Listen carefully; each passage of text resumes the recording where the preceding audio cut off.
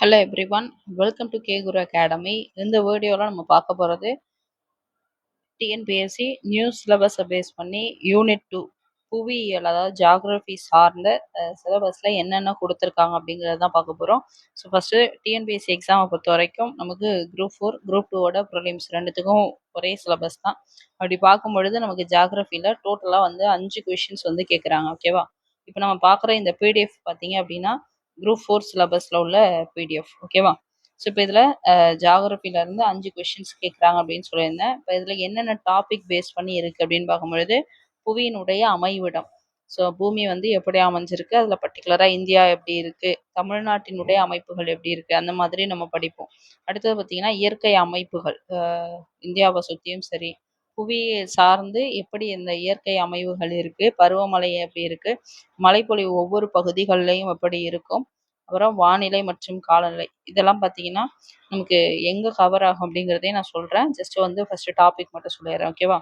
நீர் வளங்கள், ஆறுகள், மண், கனிம வளம் மற்றும் இயற்கை வளம், அப்புறம் பார்த்தீங்கன்னா காடு மற்றும் வன உயிரினங்கள், வேளாண் முறைகள் எப்படி எந்தெந்த முறைகளை பயன்படுத்தி வேளாண்மை செய்கிறாங்க, கிணற்று பாசனம், நீர் அந்த ஏரி பாசனம், ஸோ அந்த பாசன முறைகள் எல்லாமே இதில் வரும்.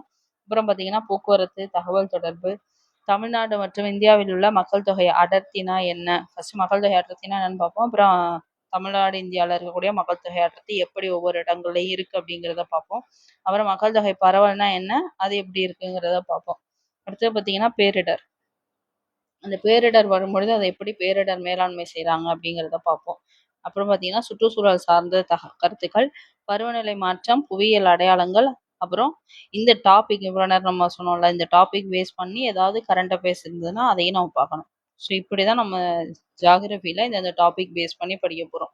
ஸோ பெரும்பாலும் இந்த ஜாகிரபியோட சிலபஸ் எங்கே கவர் ஆகும் அப்படின்னும் பொழுது பார்த்தீங்கன்னா 10th ஜாகிரபி இருக்கு இல்லையா, ஸோ அதுதான் ரொம்ப ரொம்ப முக்கியமானது. 10th இருக்கக்கூடிய அந்த ஜாகிரபிக்கல் லெசன்ஸில் நம்ம ரொம்ப முக்கியமான லெசன்ஸில் இந்த டாபிக்லாம் நிறைய இடங்கள்ல கவர் ஆகும்.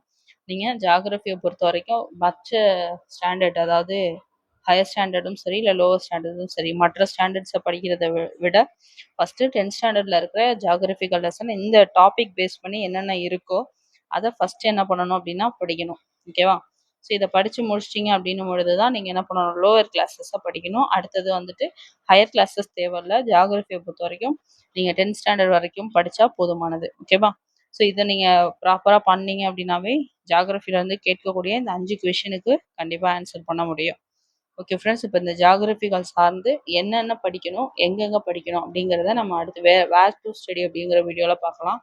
ஸோ அதையும் நான் உங்களுக்கு சீக்கிரமே அப்லோட் பண்ணுறேன். அந்த ஜாகிரபியை பொறுத்த வரைக்கும் 10th ஸ்டாண்டர்ட் முக்கியம்னு சொன்னேன் இல்லையா, இப்போ இதில் first lesson 10th first lesson இந்தியாவினுடைய அமைப்பு எப்படி இருக்குது, அதனுடைய இந்த இயற்கை அமைப்புகள் எப்படி இருக்குது, காலநிலை எப்படி இருக்குங்கிற மாதிரி, காலநிலை இல்லை, இந்தியாவினுடைய அமைவிடம், அப்புறம் பார்த்தீங்கன்னா நிலத்தோற்றம் எப்படி இருக்குது, அப்புறம் பார்த்தீங்கன்னா ஆறுகள் பற்றின தகவல்கள், இது எல்லாமே அந்த ஃபஸ்ட்டு லெசனில் இருக்கும். அது ரொம்பவே ப்ரீஃபாக நம்ம ஆல்ரெடி பார்த்துருந்தோம். அதோட வீடியோ லிங்க் வேணால் கீழே ஆட் பண்ணுறேன். 10th இருக்கக்கூடிய எல்லா ஜாகிரபிக்கல் லெசன் இந்த டாப்பிக்கை பேஸ் பண்ணி இருக்கிறத படிச்சிருங்க. ஓகேவா? ஓகே ஃப்ரெண்ட்ஸ், இந்த வீடியோ யூஸ்ஃபுல்லாக இருந்திருக்கும்னு நம்புகிறேன். அடுத்து வேற ஒரு தகவலில் பார்க்கலாம். தேங்க்யூ.